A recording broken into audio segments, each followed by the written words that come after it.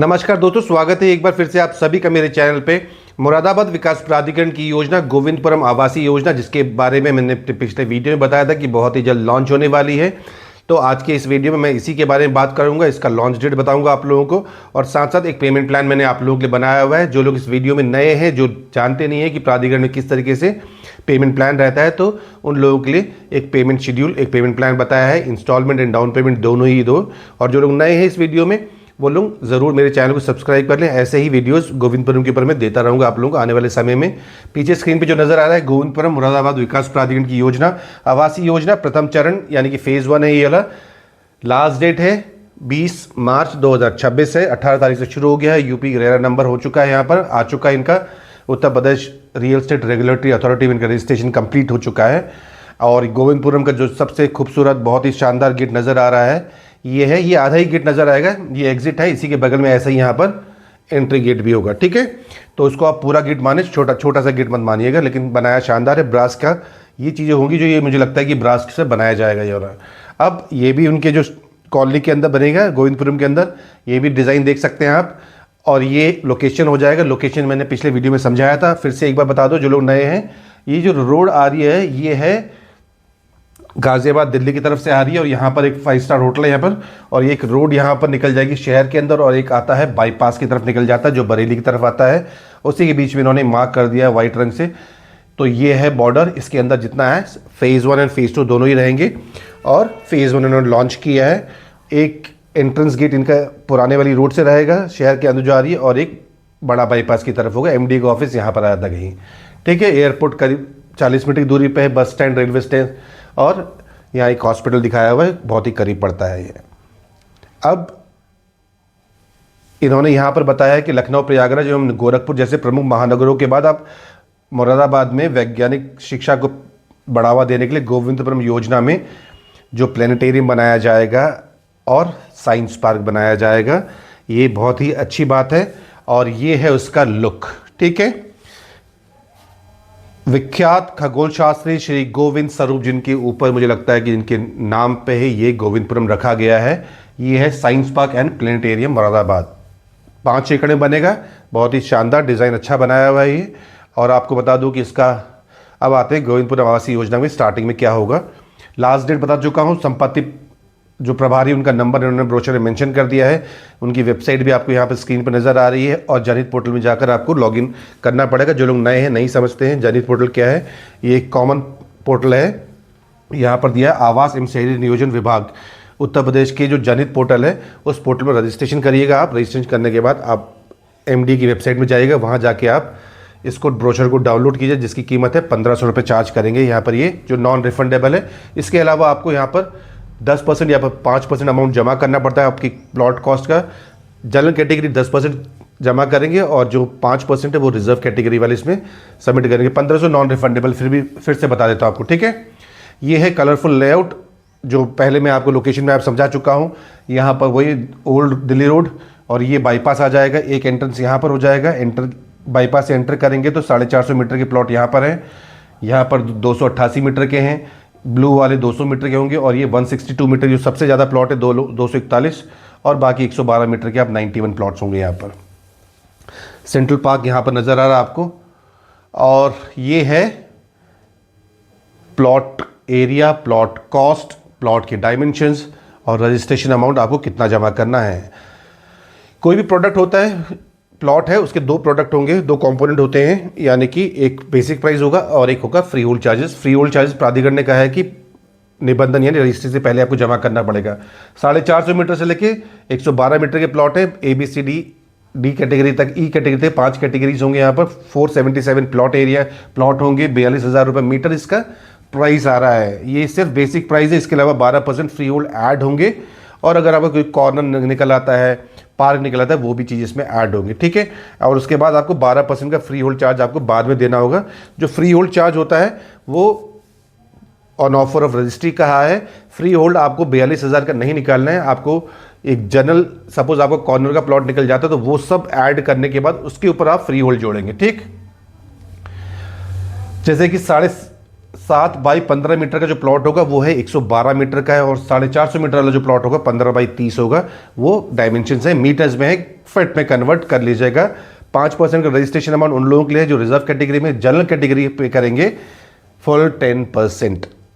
अब सामान्य निर्देश जो पात्रता बताई गई है यहाँ पर दिया गया है कि आवेदक या उसके परिवार, पति पत्नी और childrens below 18 years of age के पास प्रदेश के किसी भी विकास प्राधिकरण, आवास विकास इंप्रूवमेंट ट्रस्ट या किसी स्थानीय निकाय द्वारा विकसित किसी आवासीय योजना में कोई भूखंड भवन नहीं होना चाहिए। ठीक है, आपको शपथ पत्र प्रस्तुत करना पड़ेगा या फिर अपलोड करना पड़ेगा। इन्होंने कह दिया कि किसी भी विकास प्राधिकरण, उत्तर प्रदेश के किसी भी विकास प्राधिकरण में आपके पास कोई भी प्लॉट अलॉट नहीं होना चाहिए। ठीक है, कोई भूखंड नहीं होना चाहिए। तो आपके पास अगर ग्रेटर नोएडा में है, गाजियाबाद, एलडीए का या अयोध्या का है, आवास विकास का भी है, तो आप इसमें अप्लाई नहीं कर सकते हैं। अब आगे चयनित पोर्टल के बारे में बता चुका हूँ, ये वाला 6.1। आपको क्या क्या रिक्वायरमेंट रहेगी वो बता दूँ एक बार। ऑनलाइन अप्लाई करने के लिए फ़ोटो, आधार कार्ड, पैन कार्ड, शपथ पत्र, जाति प्रमाण पत्र और अन्य आरक्षित श्रेणियों तो वांछित प्रमाण पत्र आवेदन में ऑनलाइन अपलोड करना होगा। ठीक है, और एक चीज, इन दोनों पॉइंट को ध्यान रखिएगा, 6.4 और 6.5। एक व्यक्ति एक ही श्रेणी की संपत्ति भूखंड के लिए आवेदन कर सकता है। सपोज मैं 112 में अप्लाई करना चाहता हूं तो मैं 112 में सिर्फ एक ही अप्लाई कर पाऊंगा। और इन्होंने आगे कह दिया कि एक से अधिक आप अप्लाई नहीं कर सकते हैं। संयुक्त रूप से यानी कि जॉइंट एप्लीकेशन पत्नी के साथ ही आप अप्लाई कर सकते हैं। मात्र पति पत्नी का संयुक्त पंजीकरण अनुमय होगा। अगर मैं 112 अप्लाई कर रहा हूं तो मैं एक ही कैटेगरी, जैसे मल्टीपल नहीं कर सकता एप्लीकेशंस। अब इसके ये समझ है मेरी कि अगर मैं 162 करूंगा तो मैं कर सकता हूं, लेकिन अपनी कैटेगरी, एक कैटेगरी में सिर्फ एक बार अप्लाई कर सकता हूं। मैं 450 भी अप्लाई कर सकता हूं, 112 भी कर सकता हूं, लेकिन एक व्यक्ति एक ही श्रेणी की संपत्ति भूखंड के लिए आवेदन कर सकता है, उसमें 2 बार नहीं डाल सकता है। ये मेरा इंटरप्रिटेशन है, आप लोग इसको समझ लीजिएगा। अगर आपका ड्रॉ में नहीं निकलता है, पैसे वैसे डाल दिए आपने, यहाँ पर नहीं निकलता, 60 दिन में वो पैसे वापस कर दिए जाएंगे बिना इंटरेस्ट के। अब सरकारी योजना है तो रिजर्वेशन पूरा रहेगा। अनुसूचित जाति, जनजाति एंड ओबीसी का ये रिजर्वेशन यूपी वालों के लिए ही है, बाकी के लिए ओपन है ये वाला। सामान्य वर्ग के लिए जो है अवशेष जो बच जाएगा वो यहाँ पर रहेगा। इसको आप पढ़ लीजिए, ज़्यादा मैं इसको डिस्क्राइब नहीं कर रहा हूँ अभी। और ऑनलाइन ही फॉर्म भरना, ही आगे आपको बता दिया क्या क्या लगना है आपका। फिर अब चीज़ें आएंगी हम इम्पोर्टेंट कि आपके जो पेमेंट प्लान है किस तरीके से आपको पेमेंट करना है। 2 पेमेंट प्लान होते हैं हर जगह, इंस्टॉलमेंट और डाउन पेमेंट वाला है। मैंने दोनों ही कैलकुलेशन बनाई हुई है। मैंने जनरल कैटेगरी के लिया है क्योंकि उसका 10% का अमाउंट आता है, और उसके बाद जो ज़्यादा प्लॉट है 162 मीटर वाले उसको मैंने इसमें डाला हुआ है। ये स्क्रीन आप पहले भी देख चुके हैं। सिर्फ पेमेंट प्लान में एंटर करने से पहले ये समझ लीजिए कि ये 42,000 रुपये मीटर का रेट हो जाएगा। फ्री होल्ड 12% रहता है इसमें, और इसको और प्लॉट एरिया को मल्टीप्लाई करेंगे तो एक बेसिक प्राइस आ जाएगा। उसका 5% 10% यहाँ लग रहा है। अब मैंने बनाया है 162 स्क्वायर मीटर का डाउन पेमेंट, यानी कि एक मुश्त भुगतान, सारा पेमेंट आपको एक साथ उठा के आपको देना है। अब 162 42,000 से मल्टीप्लाई किया, बेसिक प्राइस आ गया 68 lakhs 4,000। ठीक है, ये हो गया basic price. Free hold charge क्या है, इसका 12% निकालना है, तो ये हो गया आपका 8,16,480 रुपये हो गए। ये फ्री होल्ड चार्ज जो यहाँ पर दिया है ये वेरी कर सकता है उन लोगों के लिए जिनका कॉर्नर का प्लॉट निकल गया, या फिर वाइड रोड में निकल गया, या फिर पार्क फेसिंग का निकल गया। ये फ्री होल्ड तब वहाँ पर चेंज हो जाएगा। ये फ्री होल्ड जो ये 8,16,000 शो कर रहा है, ये एक तरीके से समझ लीजिए कि ऐसा प्लॉट जो ना पार्क फेसिंग है, 9 मीटर की रोड पर है, 12 मीटर की रोड पर है, और कॉर्नर नहीं है, जनरल प्लॉट हो गया जिसमें कोई पीएलसीज इसमें ऐड नहीं हो रही है। ठीक, क्योंकि जो 12% होगा वो टोटल कॉस्ट के ऊपर ऐड होगा। 12% फ्री होल्ड पे भी होगा, पार्क फेसिंग भी जाएगा, उस पर जाएगा ये। तो टोटल कॉस्ट एक नॉर्मल जो हो गया प्लॉट, उसका कॉस्ट 76,20,480 रुपये बन गया हुआ है। हम यहाँ पर अभी जो 12% है जो बिफोर रजिस्ट्री जमा करनी, उसको हम छोड़ दे रहे हैं। अभी हम सिर्फ 68 लाख को ऐड करेंगे, तो 10% ऑफ 68 4,000, तो 6,80,400 रुपये आप रजिस्ट्रेशन अमाउंट जमा कर रहे हैं जनरल कैटेगरी वाले। और रिजर्व कैटेगरी में है तो 5% ही जमा करेंगे वो, आपका निकल जाता लकी ड्रॉ में।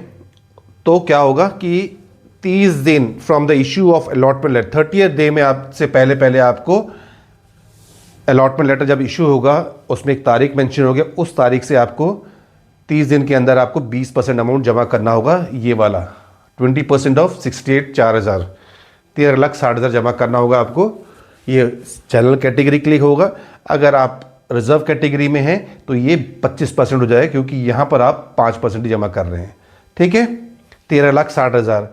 अब उसके बाद ये डाउन पेमेंट प्लान है तो बचा कितना, 70% बचा। तो 70% बचने के लिए आपको पैसा हो गया आपका 47,62,000 रुपये जमा करना है आपको डाउन पेमेंट में। कब करना है आपको, ये करना है before 45th day from the date of issue of allotment letter. 45 दिन में आपको जमा करना है। क्यों जमा करना है 45 दिन, मैंने काउंट क्यों किया है, क्योंकि इसमें डिस्काउंट एप्लीकेबल हो रहा है। अगर वो 46वां दिन होगा तो आपका 1% का नुकसान हो जाएगा।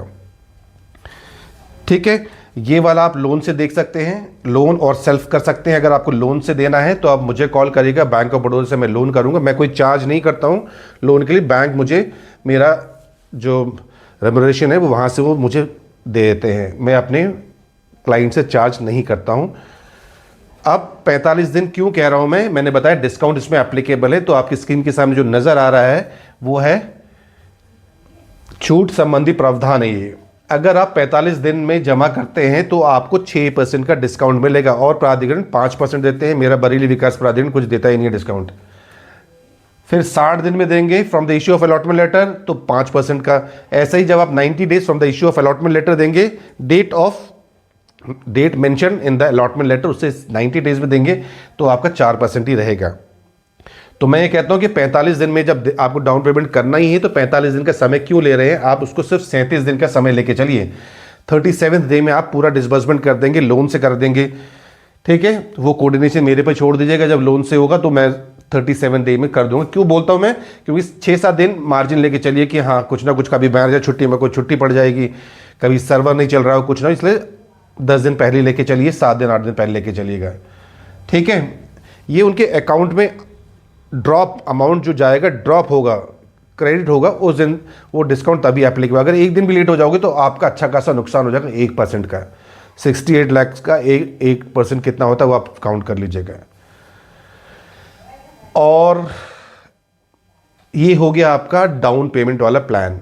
ठीक, समझ आ गया होगा आप लोगों को, नहीं आया होगा तो स्क्रीनशॉट आप ले लीजिएगा। मैं फिर से छोड़ रहा हूँ स्क्रीनशॉट के लिए, डाउन पेमेंट प्लान के लिए। फ्री होल्ड को हम ज़्यादा बात नहीं किया, हमने कहा है कि बाद में ही देखेंगे जब रजिस्ट्री होगी वो।